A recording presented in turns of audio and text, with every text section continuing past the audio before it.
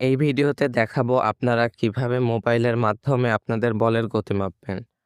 তার জন্য এইভাবে আপনাদের বোলিংয়ের ভিডিওটা করে নিতে হবে। তারপরে প্লে স্টোর থেকে বল মিটার এই অ্যাপটা নামিয়ে নিতে হবে।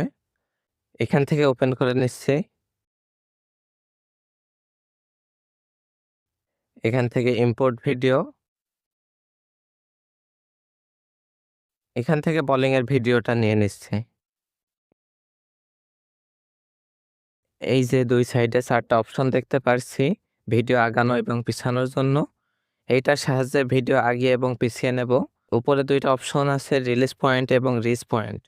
বলার যেই মুহূর্তে হাত থেকে বলটা রিলিজ করবে সেই মুহূর্তে রিলিজ পয়েন্টে চাপ দিতে হবে। এইটাতে টানলে সঠিক রেজাল্ট পাওয়া যাবে। বল যেই মুহূর্তে স্টাম্পে আঘাত করবে সেইটা হবে আমাদের রিচ পয়েন্ট। এই যে এই সময় বল স্টাম্পে আঘাত করেছে, এখন রিচ পয়েন্টে চাপ দিতে হবে। এই যে আমাদের বলের গতি চলে এসেছে। এইভাবে আরেকটা বলের গতি মেপে দেখাই। সাথে এই অ্যাপের অ্যাকুরেসিও চেক করে দেখাবো যে এই অ্যাপ সঠিক রেজাল্ট দেয় কিনা।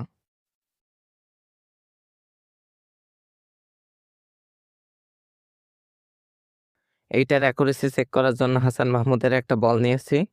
এই বলটার গতি মেপে দেখাবো।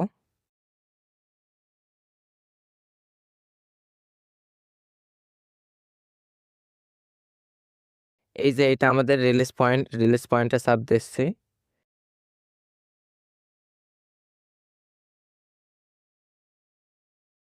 এই মুহূর্তে বল স্টাম্পে আঘাত করেছে, এটা রিচ পয়েন্টে চাপ দিলাম। এই যে বলের গতি দেখিয়ে দিল। এই বলের গতি ১৩৩। এখন দেখি এই বলের গতি কত ছিল। এই যে এই বলটার স্পিডও এখানে ১৩৩ দেখাচ্ছে। তার মানে বোঝা গেল এই অ্যাপটা সঠিকভাবে ব্যবহার করতে পারলে 100% সঠিক রেজাল্ট পাওয়া যাবে।